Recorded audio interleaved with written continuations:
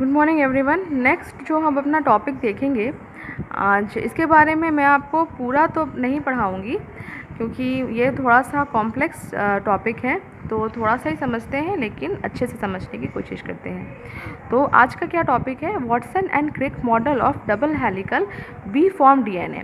देखो, जो डीएनए होता है वो कई फॉर्म का होता है। बी फॉर्म का होता है, ए फॉर्म का होता है, जेड फॉर्म का होता है, लेकिन मोस्टली ऑर्गेनिज्म में जो फॉर्म दिखने को मिलता है वो कौन सा फॉर्म होता है, वो बी फॉर्म ऑफ डीएनए ही पाया जाता है। तो अगर टाइम मिलता है, वैसे आपके सिलेबस में केवल बी फॉर्म ऑफ डीएनए के बारे में ही पढ़ना है। अगर टाइम मिलता है कभी तो मैं आपको जेड फॉर्म डीएनए, ए फॉर्म डीएनए क्या होता है इसके भी बारे में मैं आपको बता दूंगी। फ़िलहाल आप ये समझो कि वाटसन एंड क्रिक, इनका नाम आपने क्लास 9th या 10th में भी सुना होगा। वाटसन एंड क्रिक ने जो डबल हेलिकल मॉडल जो दिया था वो किस फॉर्म ऑफ डीएनए का था, तो बी फॉर्म ऑफ डीएनए का था। पहला पॉइंट यहाँ पे क्या लिखा है, DNA as an acidic substance present in nucleus was first identified by Frederick Miescher in 1869। देखो, पहली बार जो डीएनए को एक एसिडिक सब्सटेंस के रूप में जिन्होंने देखा न्यूक्लियस में, वो कौन से वैज्ञानिक थे, फ्रेडरिक मिक्सचर थे। और इन्होंने कहाँ देखा था, न्यूक्लियाई ऑफ पस सेल। पता है उस टाइम में, मतलब 1969 के दौरान किसी भी ह्यूमन के बॉडी पार्ट को एज ए एक्सपेरिमेंट के लिए लेना उस समय मनाही थी, मतलब नहीं लिया जा सकता था। लेकिन जो डिस्ट्रॉयड बैंडेज थे उनको तो कोई भी ले सकते हैं। तो जो बैंडेज थे, जो कि जब किसी को चोट लगती है या कुछ पस वगैरह हो जाते हैं तो उस पर जो बैंडेज जो लगाई जाती है, तो उन्होंने उस बैंडेजेस से क्या किया, पस को निकाला और पस के न्यूक्लियाई से उन्होंने क्या किया, फर्स्ट टाइम पहली बार उन्होंने डीएनए को देखा। और उन्होंने देखा कि जो डीएनए है वो एक एसिडिक सब्सटेंस है, मतलब इसका जो नेचर है वो एसिडिक होता है। और चूँकि वो न्यूक्लियाई में पाया जा रहा था, इसलिए फ्रेडरिक मिक्सचर ने उसका नाम क्या रखा, न्यूक्लिन रखा। ठीक, उसके बाद however, due to technical limitations in isolation such a long polymer intact, the elucidation of structure of DNA remained elusive for a very long period of time। कुछ टेक्निकल लिमिटेशंस थी, मतलब टेक्निकल लिमिटेशंस का मतलब आप समझ सकते हो कि 1969 के दौरान साइंस में इतनी भी डेवलपमेंट, इतनी भी प्रगति नहीं हो पाई थी कि जो डीएनए का जो पूरा डबल है, क्योंकि पता है डीएनए की लंबाई इतनी होती है, 2.2 मीटर की होती है। तो उस 2.2 मीटर में, बार बार बोलिए metre, not nanometre, not micron, ठीक है, 2.2 मीटर की लंबाई होती है डीएनए की। और उतने लंबे डीएनए के बारे में पूरी अच्छी तरह से उसके आज जो आप इसको पढ़ रहे हो ना, इतने इजी वे में मॉलिक्यूलर स्ट्रक्चर के, उसमें एडनिन होता है, ग्वाइनिन होता है और थाइमिन, साइटोसिन होते हैं उसमें, और उसमें शुगर होते हैं, तो डीऑक्सीराइबोज शुगर होता है, फॉस्फेट होता है। ये सब का पता लगाना आज आप जितने इजीली पढ़ रहे हो, उस टाइम उतने इजी वे में इसको पता नहीं लगाया जा सका था। इसको पता लगाने में बहुत ज़्यादा समय लगा था, लगभग 100 साल का समय, मतलब लगभग 100 साल के लगभग इसको समय दिया गया। कुछ वैज्ञानिक आए, किसी ने जैसे अल्टमान आए, और भी इसके अलावा रोजेन आई, तो इनके भी बारे में मैं आपको थोड़ा थोड़ा करके बताऊंगी। लेकिन डीएनए के स्ट्रक्चर को समझना एक बहुत ही कॉम्प्लेक्स मेथड था। लेकिन फर्स्ट टाइम आप याद रखना, फर्स्ट टाइम डीएनए को किन्होंने देखा था, फ्रेडरिक मिक्सचर ने देखा था। कहाँ देखा था, न्यूक्लियाई ऑफ पस सेल में देखा था। और डीएनए का नेचर क्या होता है, एसिडिक नेचर होता है। क्योंकि डीएनए में फॉस्फेट ग्रुप प्रेजेंट रहता है, और फॉस्फेट ग्रुप प्रेजेंट रहने के कारण ही जो डीएनए का नेचर हो जाता है वो एसिडिक नेचर का हो जाता है। साथ ही साथ में ये भी याद रखना आप लोग कि जो डीएनए होता है, ये जो बोलती जा रही हूँ उसको आप लोग लिखते भी जाना। डीएनए जो होता है वो एक नेगेटिवली चार्ज मॉलिक्यूल होता है।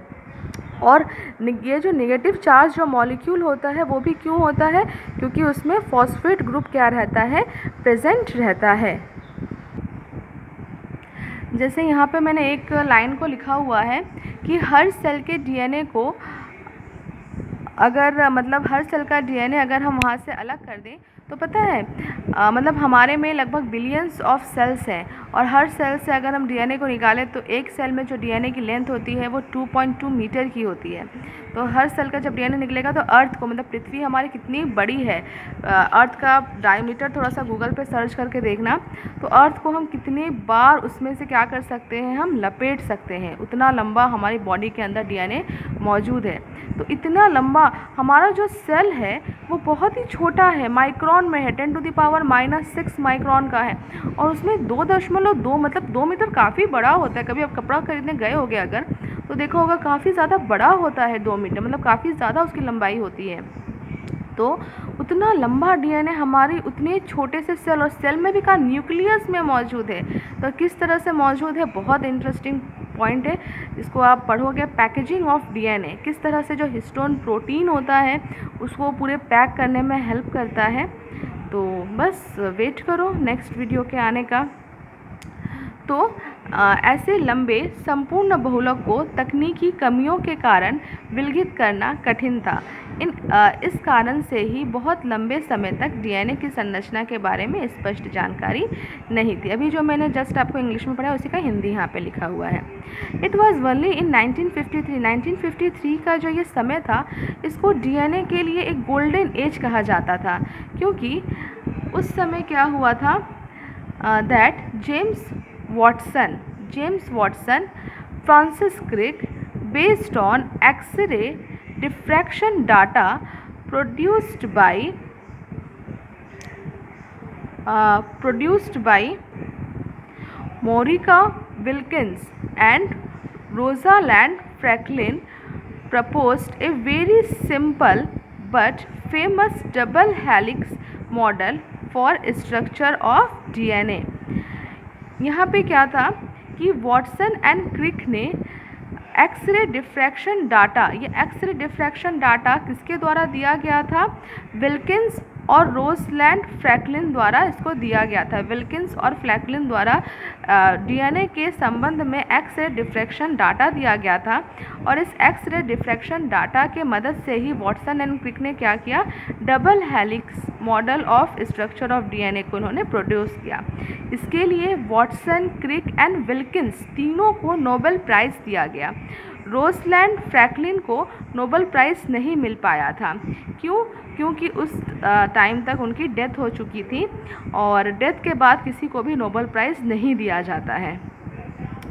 इस साल में भी नोबेल प्राइज़ दिया गया है।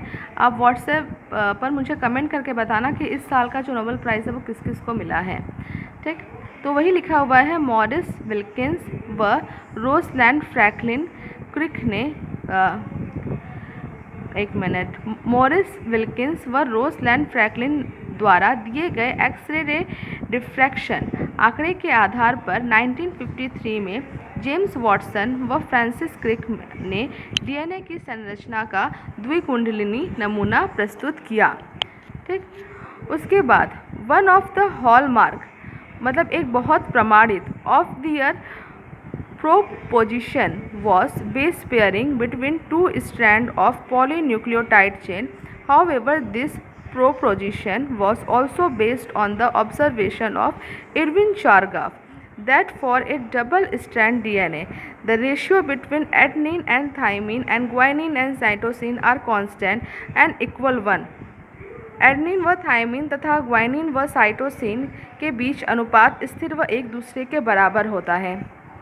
एक और साइंटिस्ट थे जिनका नाम था क्या, इरविन चॉरगाफ। इन्होंने क्या बताया था कि जो डीएनए के जो स्ट्रैंड होते हैं, डीएनए के स्ट्रैंड किस तरह से आपस में जुड़े हुए रहते हैं, तो नाइट्रोजिनस बेसेस के हेल्प से। जैसे एक ये डीएनए का स्ट्रैंड है, एक ये डीएनए का स्ट्रैंड है और एक ये डीएनए का स्ट्रैंड है, ये दोनों आपस में किस तरह से जुड़े हुए हैं, नाइट्रोजिनस बेसेस की हेल्प से।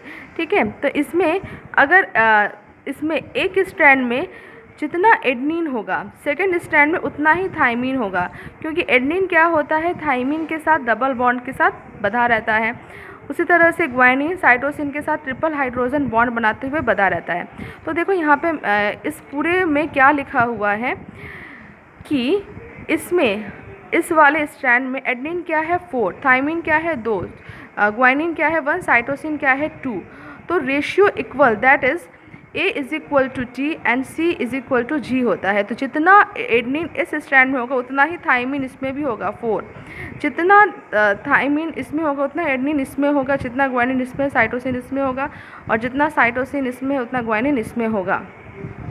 क्योंकि ये जो स्ट्रैंड होता है उसके ठीक नीचे वाला जो स्ट्रैंड होता है वो क्या होता है, इसका कॉम्प्लीमेंट्री होता है। Is that clear?